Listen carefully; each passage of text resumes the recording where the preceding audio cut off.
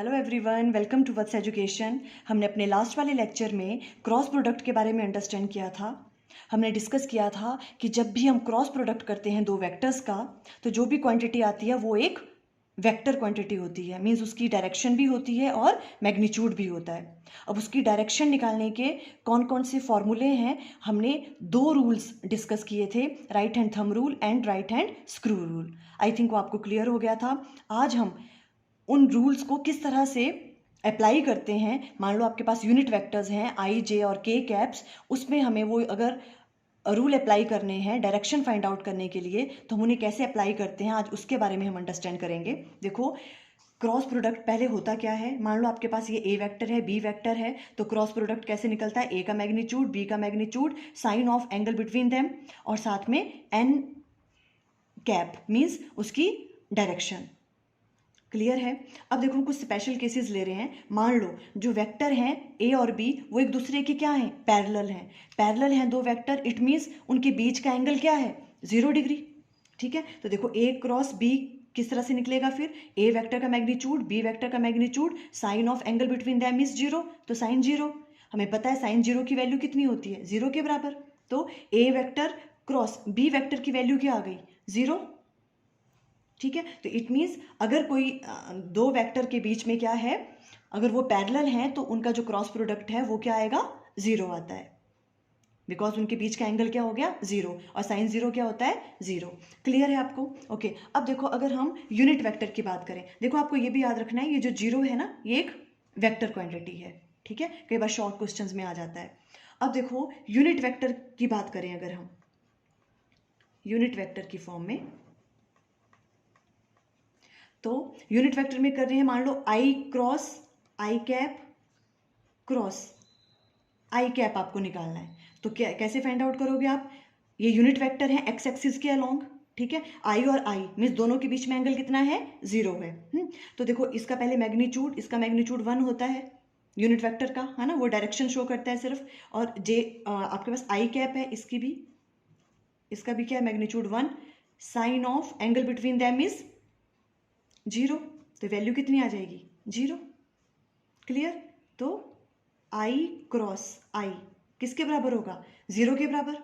इसी तरह से देखो I cap cross I cap equal to होगा J cap cross J cap equal to K cap cross K cap. ये किसके बराबर होंगे सारे, 0 के बराबर, बिकॉज सबके बीच में एंगल क्या है, 0 है। ये क्लियर है आपको। ठीक है, तो हम यहाँ राइट डाउन कर सकते हैं,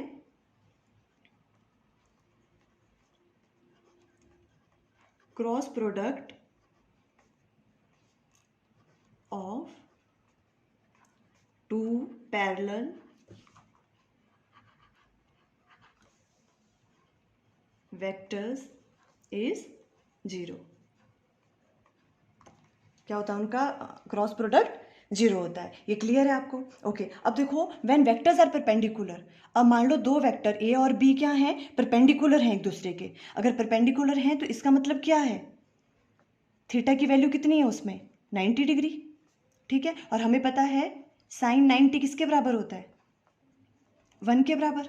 ठीक है, तो अब कैसे हम फाइंड आउट करेंगे, देखो ए वेक्टर है क्रॉस बी वेक्टर किसके बराबर आएगा, ए का मैग्नीट्यूड बी का मैग्नीट्यूड साइन ऑफ 90, है ना, और साथ में इसकी डायरेक्शन।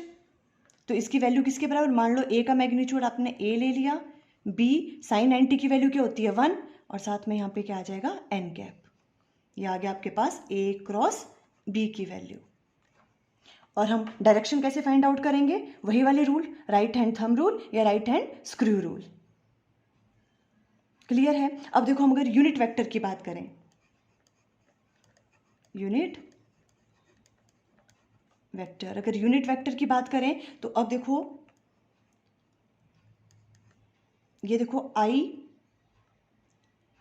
क्रॉस जे की बात कर रहे हैं हम, आई क्रॉस जे, तो हम किस तरह से फाइंड आउट करेंगे, देखो इसको, जो आई का मैग्नीट्यूड है ना, पहले तो देखो आई का मैग्नीट्यूड, ये जे है, जे का magnitude sine of angle between them is 90 degree, और साथ में क्या लग जाएगा यहाँ पे, जो भी उसकी डायरेक्शन होगी, है ना, वो वाली चीज़। अब देखो इसका जो मैग्नीट्यूड है ये तो 1 है, इसका मैग्नीट्यूड भी 1 है, साइन 90 इज़ 1, है ना, और यहाँ पे लग जाएगा एन कैप।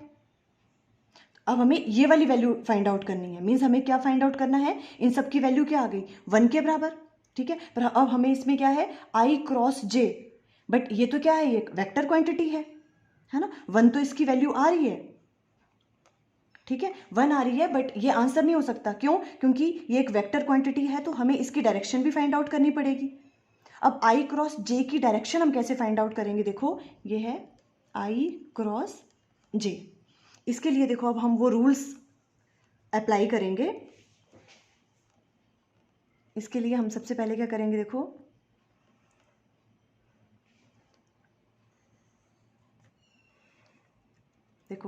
ये मान लो आपके पास एक्स एक्सिस हैं, ये आपके पास वाई एक्सिस हैं, और ये आपके पास जेड एक्सिस हैं। अब इसके अलोंग जो आपके पास होगा, है ना, वो क्या होगा, ये देखो इसका यूनिट वेक्टर आई कैप, और इसका जे कैप, और जेड डायरेक्शन में क्या होता है के कैप, ये आप सबको पता है, क्लियर, ओके। अब अगर हम कह रहे हैं हमें आई क्रॉस जे की वैल्यू फाइंड आउट करनी है, अब देखो आप लोग ध्यान से देखना, आई क्रॉस जे। अब मान लो हम सबसे पहले वो वाले रूल लगाते हैं, राइट हैंड थंब रूल। तो राइट हैंड थंब रूल में क्या करते थे हम, आई क्रॉस जे मीन्स हमें आई से चलना है, अपने राइट हैंड की फिंगर्स को कर्ल करना है, आई से जे जा रहे हैं तो आई से जे आपको वो फिंगर्स कर्ल करनी है, ठीक है। अब देखो ये आई है, ये जे है, और जो आपका थंब है वो डायरेक्शन बताएगा क्रॉस प्रोडक्ट की, जो भी उसका आंसर आना है। तो आई क्रॉस जे, अब आई इस डायरेक्शन में है, जे इस डायरेक्शन में, तो हम राइट हैंड की फिंगर्स को क्या करेंगे, कर्ल करेंगे। देखो फिंगर हैं आई से, एक्स से, आई से कहाँ जा रही हैं, जे की डायरेक्शन में कर्ल करनी है, ऐसे आई से जे डायरेक्शन में कर्ल किया हमने, तो आपका थंब कहाँ पॉइंट आउट कर रहा है, अपवर्ड डायरेक्शन में, इस डायरेक्शन में, क्लियर हो रहा है आपको।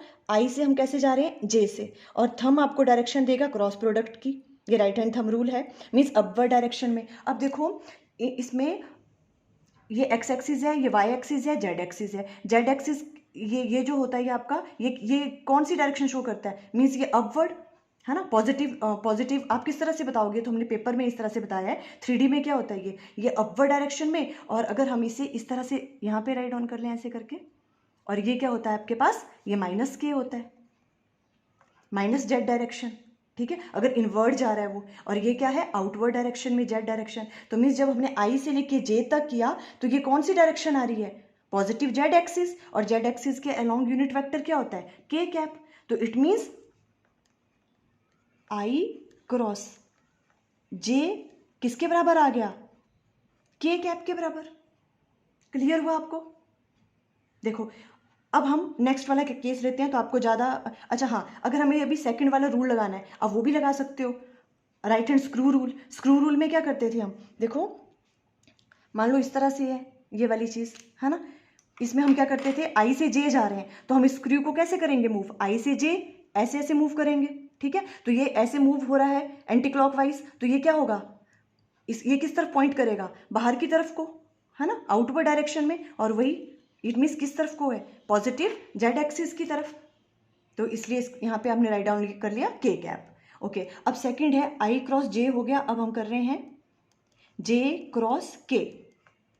जे क्रॉस के किसके बराबर आएगा, देखो जे इस डायरेक्शन में है और के कहाँ है, बाहर की डायरेक्शन में, है ना, जे कहाँ होता है बाहर को। तो अब अगेन हम राइट हैंड लेंगे अपना, ठीक है, राइट हैंड ले रहे हैं। देखो आपका जे किस डायरेक्शन में है, इस डायरेक्शन में, इससे हम कहाँ को आ रहे हैं, देखो ये है, ये जे डायरेक्शन है, हम अपनी फिंगर्स को कर्ल करेंगे जे से लेके, और जो आपके पास के कैप है वो किस डायरेक्शन में, इसमें, ये पॉजिटिव के होता है, और अगर डाउनवर्ड डायरेक्शन में है तो नेगेटिव के।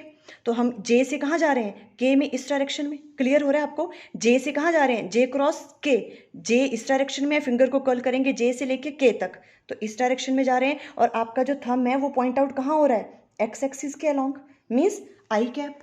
तो जे क्रॉस के किसके बराबर आ गया, आई कैप, क्लियर हो गया, ओके। अब नेक्स्ट हम ले रहे हैं, देखो आई क्रॉस जे हो गया, जे क्रॉस के हो गया, अब है के क्रॉस आई। अगर हमें के क्रॉस आई लेना है तो हम किस तरह से करेंगे, देखो अब आपके पास, अब देखो के कहाँ है आपका, ये आउटवर्ड डायरेक्शन में, पॉजिटिव जेड एक्सिस, है ना। इधर इधर से आपको कैसे जाना है, एक्स एक्सिस के अलोंग, के क्रॉस आई, के क्रॉस आई, के बाहर को है और आई की डायरेक्शन में जाना। अपने फिंगर को कर्ल करोगे, ये बाहर की डायरेक्शन में, इसको आप करोगे एक्स एक्सिस के अलोंग ऐसे। तो आपका थंब कैसे पॉइंट आउट हो रहा है, देखो जे की डायरेक्शन में। तो यहाँ पे क्या आएगा, के क्रॉस आई किसके बराबर है, जे के बराबर। आई थिंक आपको क्लियर हो गया। देखो आई क्रॉस जे के कैप के बराबर होता है और जे कैप क्रॉस के कैप आई के बराबर, एंड के क्रॉस आई किसके बराबर होगा, जे के बराबर। क्लियर है, आपको ये हमेशा याद रखना है, ठीक है। ओके, अब देखो अगर हम इसका अपोजिट ले लें, मान लो मैं बात करती हूँ, अगर हम क्या कर रहे हैं, ये आई क्रॉस जे था, अब हम कह रहे हैं अगर हम जे क्रॉस आई कर लें, ये जे है, जे क्रॉस आई, तो वो किसके बराबर आएगा। देखो अगेन हम रूल लगाएंगे, राइट हैंड थंब रूल। अब हम जे से कहाँ जा रहे हैं, आई की डायरेक्शन में, तो हमने अपने फिंगर्स को कर्ल करना है जे से लेके आई की डायरेक्शन में, तो इस तरह से करना पड़ेगा। क्लियर है, आपको दिख रहा है, देखो ये वाली जे से लेके हम फिंगर को कर रहे हैं राइट हैंड की कर्ल आई की डायरेक्शन में, और थंब पॉइंट आउट कर रहा है कहाँ पे, डाउनवर्ड डायरेक्शन में, मीन्स नेगेटिव जेड डायरेक्शन। और नेगेटिव जेड डायरेक्शन क्या होती है, माइनस के, तो किसके बराबर आ गया, माइनस के कैप। इसी तरह से अब हम जब ये वाला करेंगे, देखो या आप रूल अप्लाई करके देखना घर पे, के कैप क्रॉस जे कैप वो किसके बराबर आ जाएगा फिर, माइनस आई कैप। और इसका अपोजिट लेंगे अगर, तो आई कैप क्रॉस के कैप किसके बराबर आ जाएगा, आई क्रॉस के माइनस जे के बराबर। क्लियर है आपको ये। तो देखो इस तरह से हम डायरेक्शन फाइंड आउट कर सकते हैं क्रॉस प्रोडक्ट की। क्लियर है, इनको हम एक बार देखो यहाँ अच्छे से, यहाँ पे एक बार नोट आउट कर लो। आई क्रॉस जे के बराबर होता है, ठीक है। अगर इसका अपोजिट लेते हैं, जे क्रॉस आई, तो माइनस के हो जाएगा।